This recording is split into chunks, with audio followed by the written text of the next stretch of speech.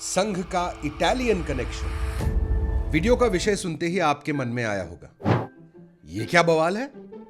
क्योंकि विदेशी होने का और खासकर इटालियन होने का आरोप तो आरएसएस के लोग कांग्रेस पार्टी पर लगाते आ रहे हैं। तो फिर जरा सब्र कीजिए, अभी बात चालू ही करते हैं। बात शुरू होती है पहले महायुद्ध से। यूरोप की आम जनता में इनकलाब की लहर मची हुई थी। अरसों से पीड़ित दबे कुचले किसान, मजदूर और अन्य वर्ग अपने हकों को लेकर जाग उठे थे। शोषित वर्ग का यह आंदोलन बड़ा रूप लेता हुआ देख सत्ताधारी शोषक वर्ग में भय बढ़ चुका था। गरीबों की इस बढ़ती ताकत के विरुद्ध यूरोप में फासीवाद नाम का एक नया राजनीतिक उग्र विचार उभरा। फासीवादी विचार राजनीतिक चर्चा को सामूहिक मानव कल्याण और उससे जुड़े मुद्दों से हटाकर व्यक्ति विशेष या एक खास सामाजिक वर्ग की पहचान यानी आइडेंटिटी के नाम पर मानव मात्र के बीच बंटवारे पर ले जाता है। वो बहुसंख्यकों के मन में वर्चस्व की भावना और दूसरे सभी वर्गों के प्रति उनके मन में नफरत भरने की राजनीति करता है। फासीवाद अपने राजनीतिक विरोधियों को देशद्रोही करार देता है और अपने खिलाफ आवाज उठाने वालों पर किसी भी प्रकार की हिंसा या आतंक को उचित करार देता है। अल्पसंख्यकों, गरीबों और राजनीतिक आवाज उठाने वालों पर इस आतंक को कायम रखने के लिए फासीवादी अपना एक केडर भी तैयार करते हैं। इस केडर में शामिल कार्यकर्ताओं को सवाल पूछने की अनुमति नहीं होती, उन्हें सिर्फ अंधभक्ति की इजाजत होती है। उन्हें इस आतंक को कायम करने के लिए युद्ध कौशल्य जैसा प्रशिक्षण दिया जाता है, वो भी सिर्फ पुरुषों को। महिलाओं को इससे दूर रखा जाता है। इस नफरत और भय की आंधी में गरीब खो जाता है और देश की सत्ता गिने चुने ताकतवरों के हाथों में कायम रहती है।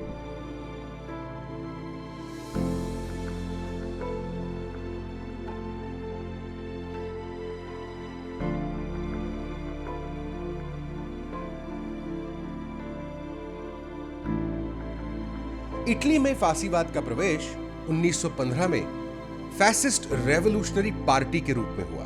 बेनिटो मुसोलिनी के नेतृत्व में इस पार्टी ने राष्ट्रवाद की आड़ में वर्चस्ववाद, रूढ़िवाद और हिंसा का सहारा लेकर 1922 आते आते इटली की सत्ता हथिया ली।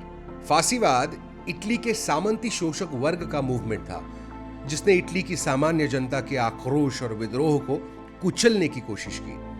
फासीवाद के आतंक की वजह से अंततः इटली चकनाचूर हो गया।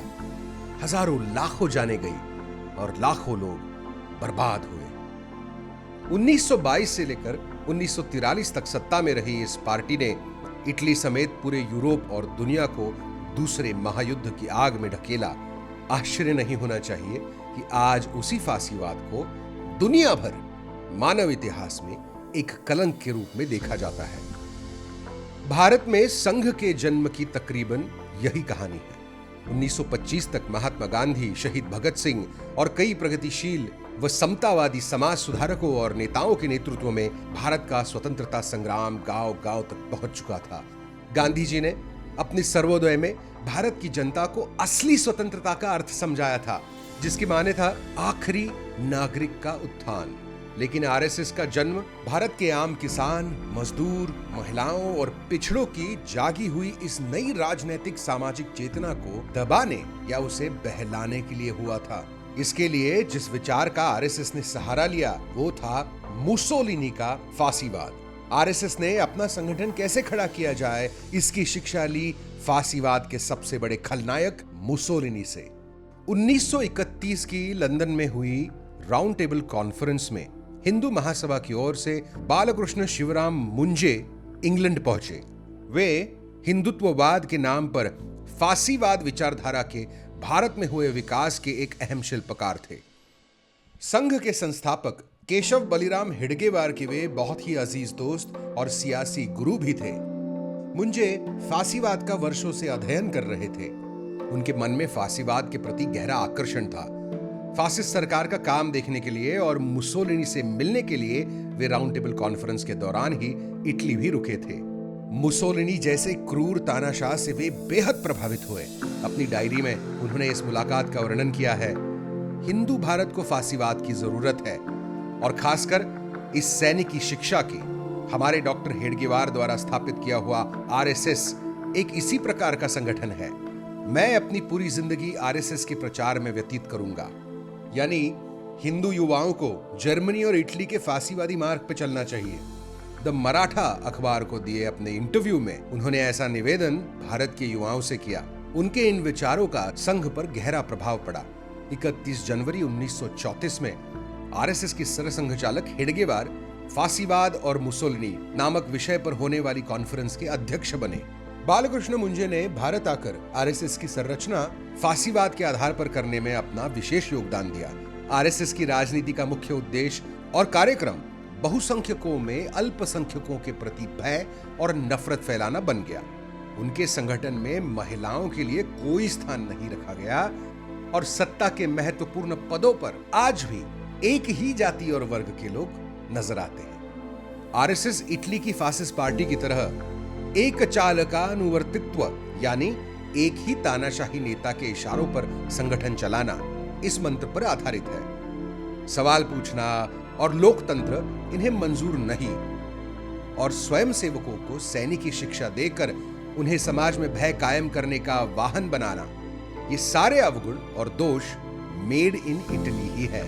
यही नहीं बल्कि संघ का यूनिफॉर्म यानी गणवेश, जी हां वही हाफ चड्डी जो कुछ अरसे पहले ही फुल पैंट बनी है, और उनके अभिवादन करने का तरीका, ये सभी फांसीवादी पार्टी से उठाया गया है जो कि आज तक कायम है। क्या आप यहां थोड़ा कंफ्यूज हो गए?